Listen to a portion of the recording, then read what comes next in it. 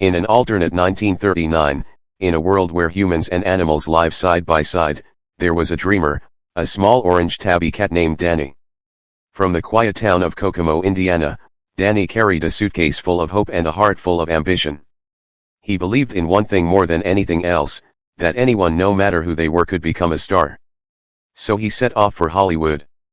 The city was bigger, louder, and more dazzling than anything he had ever imagined. Lights shimmered, cameras rolled, and dreams were made every single day.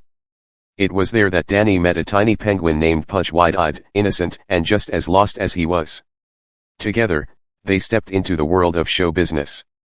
It wasn't long before Danny caught a lucky break. A fast-talking agent named Farley Wink gave him a chance to appear in a film at Mammoth Pictures' Lil Archangel. Danny couldn't believe it. This was it. His moment. But reality wasn't quite what he expected. His role was small. Almost invisible.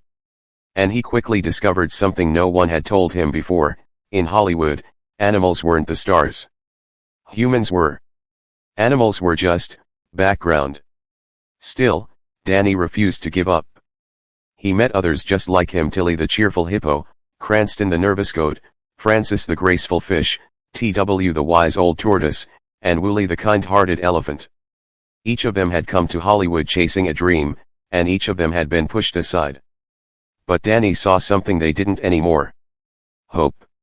So one night, in a quiet alley, Danny did something bold. He reminded them who they were. He sang, he danced, and he reignited the spark they thought they had lost. And for a moment, they believed again. But someone was watching. Darla Dimple, the biggest star in Hollywood. Perfect on the outside, but cold and calculating within. She saw Danny not as a dreamer, but as a threat. With a sweet smile hiding a dangerous plan, she invited Danny and the others to perform on the grand stage during an important press event. To Danny, it felt like a miracle. But it was a trap. On the day of their big moment, disaster struck. A massive flood tore through the studio, destroying everything in its path. Chaos filled the air, and the blame fell squarely on the animals. Just like that, their dreams were washed away. Heartbroken, Danny was told to go home. To forget Hollywood. To forget everything. And for a moment, he almost did. But dreams don't disappear that easily. That night, as Danny sat on a bus ready to leave, something inside him refused to let go.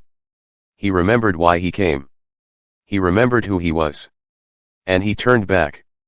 With the help of his friends, especially Sawyer, the sharp-tongued but kind-hearted cat who had quietly believed in him all along, Danny made one final stand. At the grand premiere, with the world watching, Danny stepped onto the stage. At first, they laughed. But then, something changed. One by one, the others joined him. Music filled the room, energy exploded across the stage. What started as a small act of defiance became something magical. They weren't just performing. They were proving something. That dreams don't belong to one kind of person, or one kind of species. They belong to anyone brave enough to chase them. Even Darla's desperate attempts to ruin the performance only made it stronger. And in her frustration, she revealed the truth. The flood. The sabotage. Everything. The illusion shattered. And just like that, the spotlight shifted. Darla fell from grace, her perfect image gone in an instant. And the animals, the ones no one believed in, rose higher than ever before. In the end, Danny didn't just become a star. He changed the story. And standing beside him was Sawyer, no longer just watching from the sidelines, but part of the dream too. Because sometimes, all it takes is one dreamer, to remind the world that anything is possible.